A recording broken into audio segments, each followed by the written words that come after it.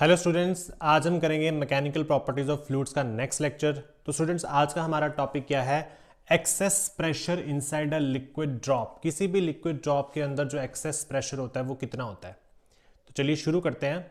तो सबसे पहले इसमें हम क्या डिस्कस करेंगे कि जैसे आपको पता है कि पिछली क्लास में हमने डिस्कस किया था कि अगर आपको एक रेक्टेंगुलर फ्रेम दे दिया जाए और अगर आप इस रेक्टेंगुलर फ्रेम को एक सोप सॉल्यूशन में डिप कर दें, अगर आप इस रेक्टेंगुलर फ्रेम को एक सोप सॉल्यूशन में डिप कर दो बेटा, तो यहाँ से सरफेस टेंशन वाली जो फोर्स होगी वो इस स्लाइडिंग वायर को अंदर की तरफ मूव करने के लिए कंपेल करेगी। मतलब यहाँ से वो मिनिमम सरफेस एरिया लेना चाहेगी, तो उसके अगेंस्ट हमें वर्क डन करके एक एफ फोर्स लगानी पड़ती है।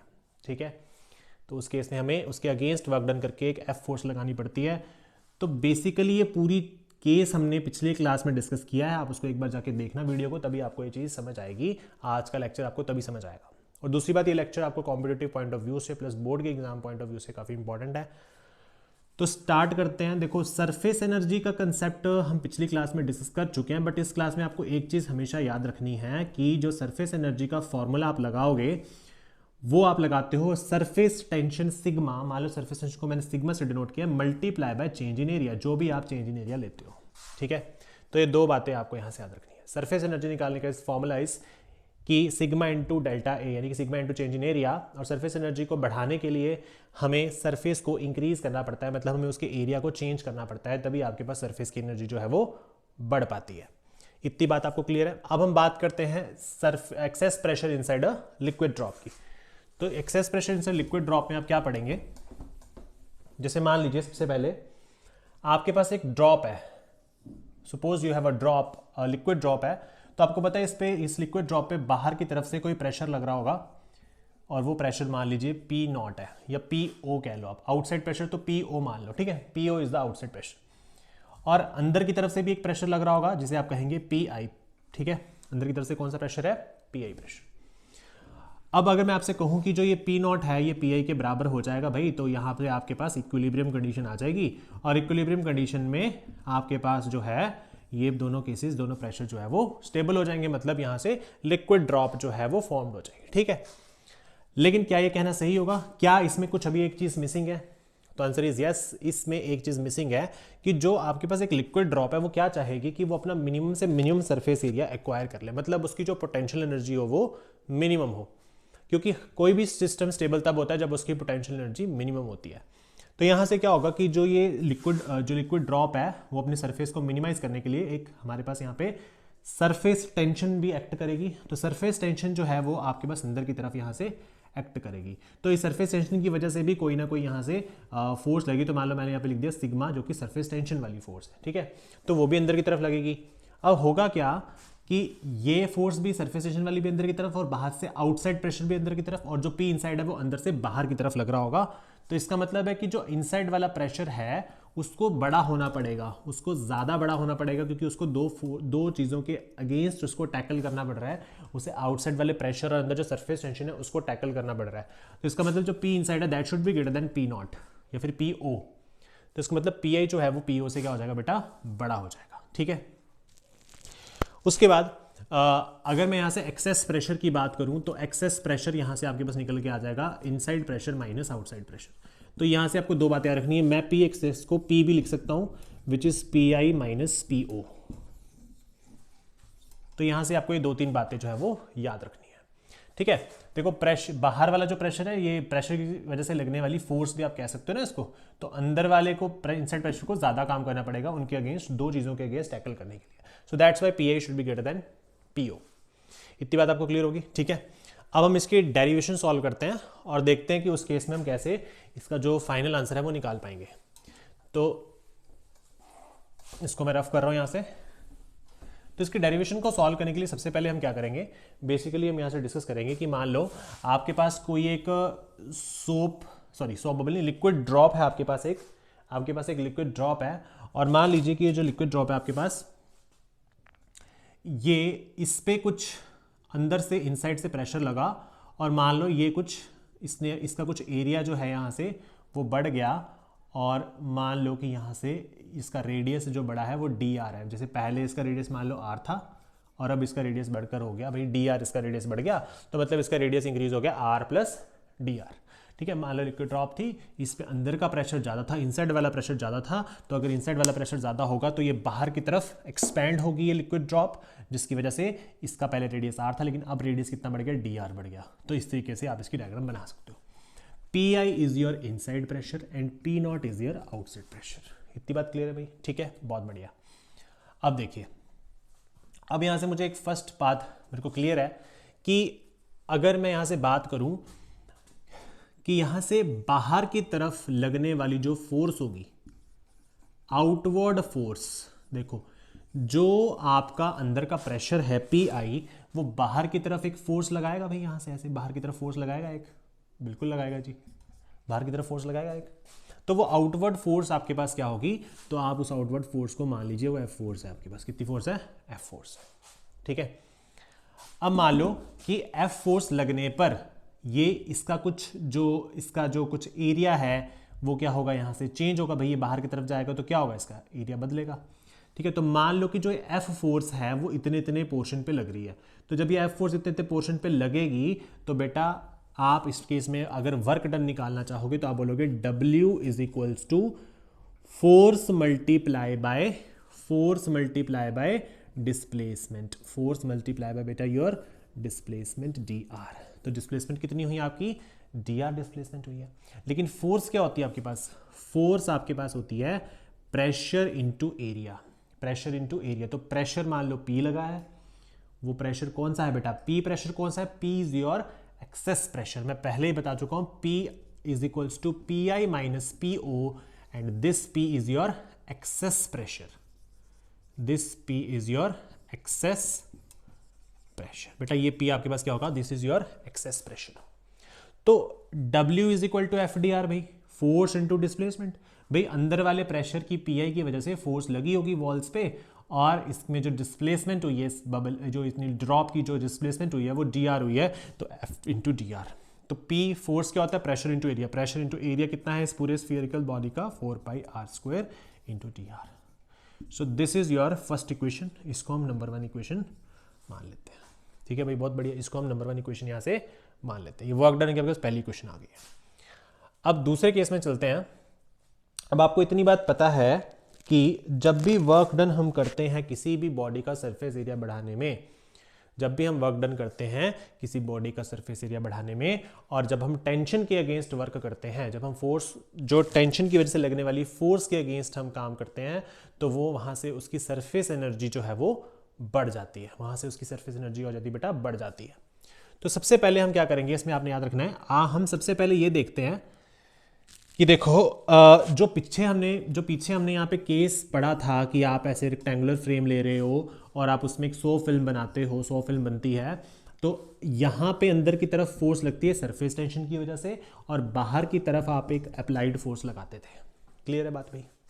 तो यहाँ पे सरफेस एनर्जी निकालने के लिए उस पीछे वाले केस में हम करते थे surface tension into change in area, surface tension into change in area भाई। तो मेरे को अगर मैं पहले चेंज इन एरिया निकाल लूँ, तो मेरे को यहाँ से आंसर निकालना इजी हो जाएगा। देखो करना क्या है, आपने एक बात याद रखनी है कि जो सरफेस एनर्जी का फॉर्मूला होता है उसमें surface tension into change in area हम लेंगे। ठीक है, surface tension into change in area, ये फॉर्मूला रट लो, इस फॉर्मूले को हमेशा के लिए याद कर लो। फिजिक्स में सरफेस एनर्जी निकालने के लिए आपने surface tension multiply by change in area लगाना है, दैट्स इट।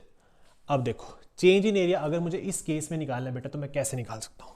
तो पहले अगर हम चेंज इन एरिया निकालें तो काफ़ी इजी हो जाएगा हमारे लिए। तो हम बोलेंगे चेंज इन एरिया इज, पहले इसका देखो, अगर मैं बाहर वाला स्फीयर देखो तो इसका एरिया कितना हो जाएगा, देखो इसका रेडियस कितना है, आर प्लस डी आर इसका रेडियस।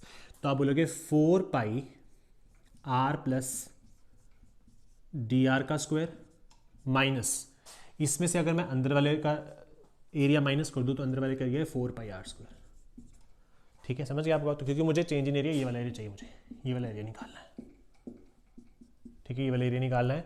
तो यहाँ से आ जाएगा आपके पास 4π, इसको आप करेंगे ओपन तो a² plus b² plus a² plus 2ab plus b² and this is your minus 4πr²। Clear है भाई? अब देखो यहाँ से क्या हो जाएगा, 4πr² plus pi R D R plus 4 pi D R square minus 4 pi R square. बेटा this is your change in area. 4 pi R square से 4 पाई आर स्क्वायर तो कैंसिल हो जाएगा, ठीक है। और देखो जो ये डी आर स्क्वायर वाली टर्म है इसको आप निग्लेक्ट कर देना। क्यों? क्योंकि डी आर का मतलब है कि जो भी रेडियस में चेंज है, जैसे मान लो जो डी आर है वो बहुत ही स्मॉल है, डी आर की वैल्यू बहुत ही ज़्यादा स्मॉल है, मान लो 0.1 या 0.01 है, ठीक है, सेंटीमीटर में लेना है, जैसे मर्जी आपको लेना है। तो मान लो 0.01 सेंटीमीटर है, तो बेटा अगर 0.01 सेंटीमीटर है, अगर आप इसका स्क्वायर कर दोगे, अगर आप इसका स्क्वायर कर दोगे तो वैल्यू और भी छोटी हो जाएगी, वैल्यू और भी लेस हो जाएगी, और भी वैल्यू क्या हो जाएगी, कम हो जाएगी। मतलब वैल्यू आप कह सकते हो कि वैल्यू जो है वो आपके पास क्या हो जाएगी, स्मॉल हो जाएगी या स्मॉलर हो जाएगी, वैल्यू और ज़्यादा घटती जाएगी। तो इसकी वजह से हम यहाँ से डी आर स्क्वायर वाली जो टर्म होती है, उस डी आर वाली स्क्वायर, जो डी आर स्क्वायर टर्म होती है, उसको हम क्या कर देते हैं बेटा, निग्लेक्ट कर देते हैं। क्या कर देते हैं? उसको हम निग्लेक्ट कर देते हैं। इट मीन्स मेरे पास जो डेल्टा ए की वैल्यू आएगी that should be your 8 pi R D R, 8 pi R D are. So this is your delta A value. I hope आपको इतनी चीज समझ आ गई। जल्दी से इसका स्क्रीनशॉट ले ले, फिर आगे बढ़ते हैं हम।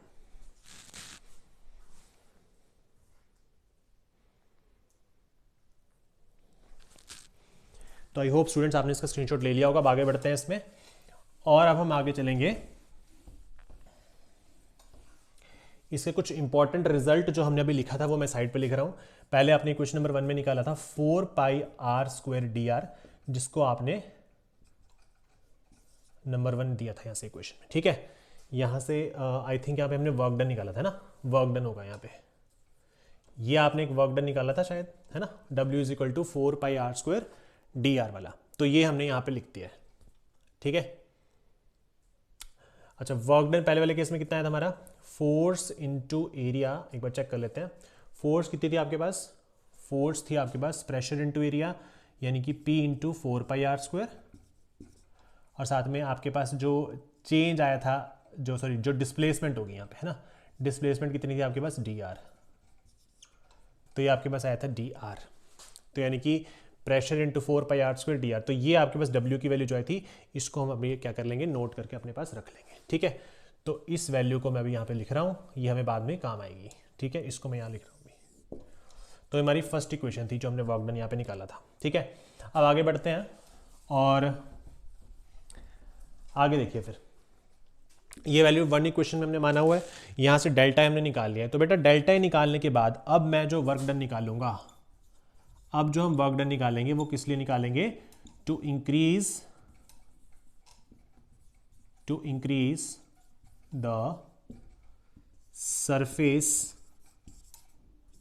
एरिया। सरफेस एरिया बढ़ाने के लिए, मतलब आप कह सकते हो बेसिकली ये जो वर्क डन होगा, ये कौन सा वर्क डन है बेटा, आप क्यों कर रहे हो, बिकॉज आपको सरफेस एनर्जी को इंक्रीज करना है।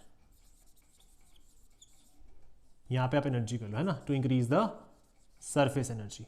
मतलब अब हम जो वर्क डन निकालने जा रहे हैं वो वर्क डन हम सरफेस एनर्जी बढ़ाने के लिए निकालने जा रहे हैं।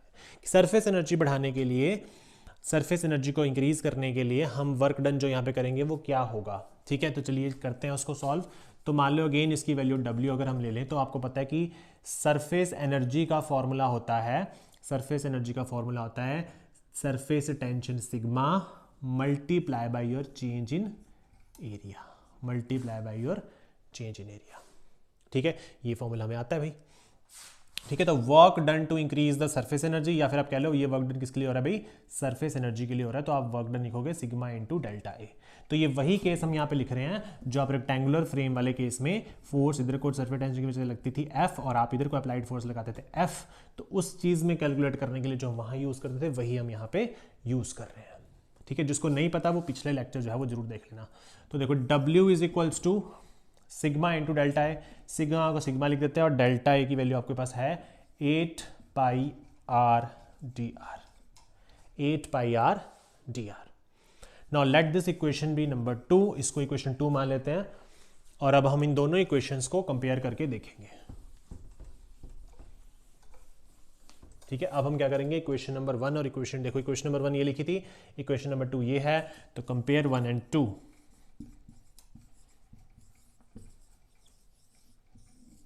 फर्स्ट और टू को कंपेयर करेंगे तो आ जाएगा P into 4πr² dr which is equals to sigma into 8πr dr. So 4πr², यहाँ से आर कट जाएगा, dr से dr कैंसिल हो जाएगा. तो देखो 4 1 ज़ा 4, 4 2 ज़ा 8, पाई से पाई कट हो गया, एक आर से एक आर कट गया. तो you will get P is equals to 2 sigma और यहाँ पे आपके पास क्या बचा है, एक आर जो यहाँ बचेगा वो आर चला जाएगा इसके नीचे. देखो ये वाला आर एक नीचे चला जाएगा उसके, तो आ जाएगा 2 sigma upon R. So this is your excess pressure, as we can also write P is equals to Pi minus PO which is equals to 2 sigma by R. तो बेटा ये जो Pi minus PO आपके पास आया है इसको हम क्या बोलते हैं, 2 sigma upon R. ये वैल्यू होगी आपकी किस केस में, excess pressure inside a liquid drop. So this is the value of the excess pressure of the liquid drop, 2 sigma upon R. ये वैल्यू आपको यहाँ से याद रखनी है. ठीक है, तो आई होप आपको इतनी बात समझ आ गई होगी यहाँ से. अब हम आगे बढ़ते हैं भाई, तो चलिए आगे चलते हैं. फिर इसका आप यहाँ से स्क्रीनशॉट ले सकते हैं, फिर हम आगे बढ़ते हैं.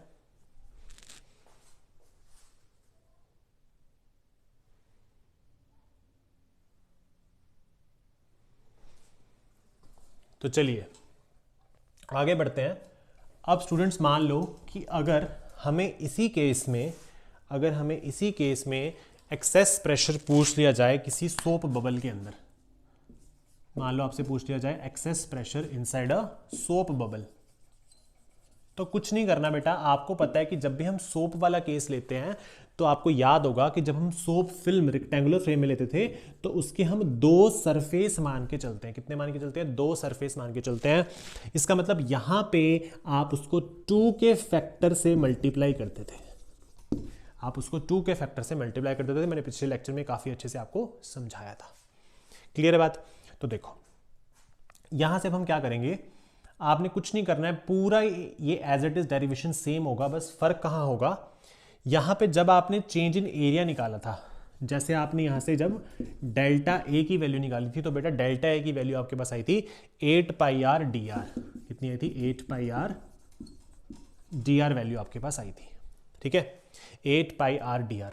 तो जो आपने चेंज इन एरिया निकाला वो तो आपने लिक्विड ड्रॉप में निकाला था, बट जब आप इसी चीज को सोप बबल के केस में करोगे तो सोप बबल में बेसिकली हम दो के फैक्टर को लेकर चलते हैं. मतलब वहां पे 2 सरफेस एरिया मानकर चलते हैं. इसका मतलब आपको क्या करना है, आपको कुछ नहीं करना, आपको इसी रिजल्ट को, यानी कि जो भी आप चेंज इन एरिया निकालते थे उसी रिजल्ट को आपको 2 से मल्टीप्लाई कर देना है. मतलब आप यहां पे क्या लिख सकते हो, जो चेंज इन एरिया आएगा वो आएगा 2 multiply by 8πr dr, which means your delta A will be 16πr dr. 2 हमने क्यों लिया, क्योंकि 2 सरफेस होते हैं सोप फिल्म के, इसीलिए हम उसको 2 से मल्टीप्लाई करते हैं. तो यहां से डेल्टा ए 16 आ जाता, तो यहां पर आपका हो जाता 16. ठीक है, यहां पे भी क्या हो जाता आपका 16 और 4 1 दा 4, 4 4 जा 16, यहां 4 आ जाता. तो बेटा 4 यहां पे आ जाता तो इधर भी 4 आ जाता, इधर 4 आता तो यहां पे भी 4 आ जाता. तो इट मीन्स अगर आपसे क्वेश्चन में सोप बबल वाला केस पूछा जाए तो आपके पास जो आंसर होगा that answer should be your Pi minus PO should be equals to your 4 sigma by R.